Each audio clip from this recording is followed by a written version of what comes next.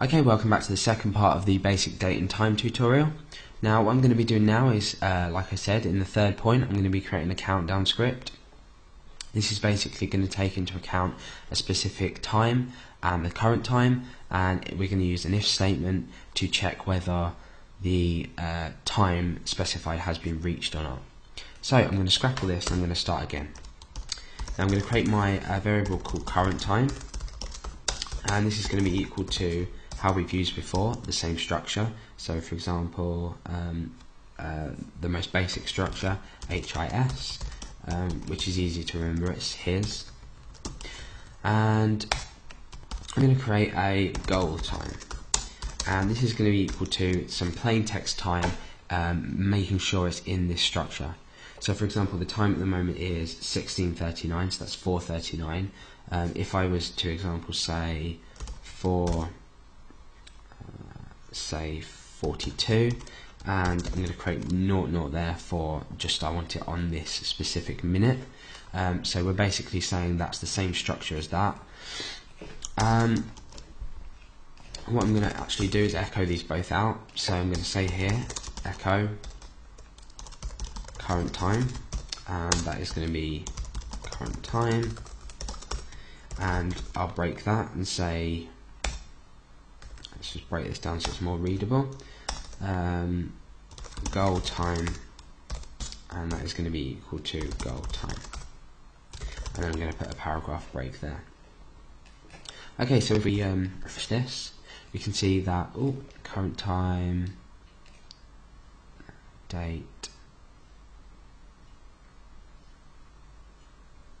current, there you go, I've got the T.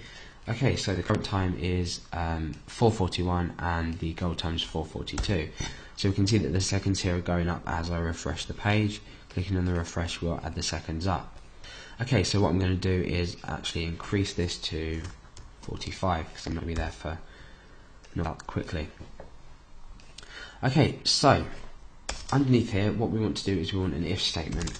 So the structure for our if statement and our curly brackets. In fact, we probably won't need these, but I'll keep them in anyway. What I'm going to do is I'm going to say if the current time is bigger than or equal to, so just like you do with another numerical value, even though these are being displayed as string values, so in fact we're comparing two strings, and I'm going to say goal time, and the result of that is going to be, I'm going to say echo, and I'm going to put this in bold, goal has been reached. Okay, so if we refresh here, we can see that at the moment nothing's happening. Now it's a bit inconvenient for the user to keep refreshing, so inside here I'm going to add a bit of HTML. Really I can put this anywhere because as the script goes through it's going to refresh regardless of where it is, and this is going to be a meta tag, and this is going to be just follow this code, and this basically will refresh a page with a specified amount of seconds. So we need the content equal to the amount of seconds. So basically what we've got here is a meta tag start and HTTP equiv, and that is equal to the content, the value of refresh. We're refreshing this, and the content is equal to the value of 1. So it will refresh every 1 second. So if we refresh this page now, we can see that the page is automatically refreshing without me doing anything. I'm not pressing the F5 refresh button, that's the shortcut to refresh the page. It's doing it all by itself. Okay. So when this reaches its goal, it will run our if statement as true. It will be evaluated as true, and it will in fact run our piece of text that we're going to echo out. Now the main thing to note is that if we don't have this greater than, this will only ever be equal once, so it will refresh and display once quickly, and that's not what we want. We want, if the goal has been reached, it will always remain the time will always remain at that, so we need to say that the time is always going to be bigger than or equal to. So if we set this time down a bit, let's say 4:44, and refresh this. It's been reached, so let's say 45, and 30 seconds. We can see as we refresh this, our current time is here and our goal is here, and it's refreshing as I speak. And as this gets to 30 seconds, we will in fact run our if statement as true. So we've got 10 more seconds on this, and then we can see what happens.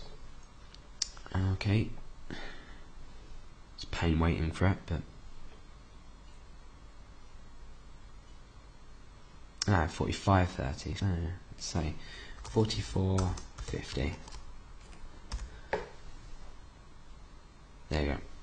So, okay, sorry about that, but 5 more seconds, and we'll see that it should be evaluated now as true. So the goal's been reached.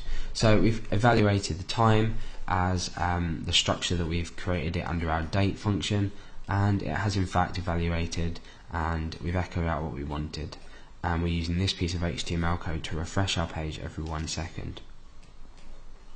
Okay, so that's basically it for my time tutorial. There are more advanced features of this which I'll probably be using in some of my other tutorials, but for now this is basically what you need to know and how to manipulate time, and there you have a simple countdown script that you can play around with, make more advanced, or do whatever you want to do with. Okay, thanks for watching. See you soon.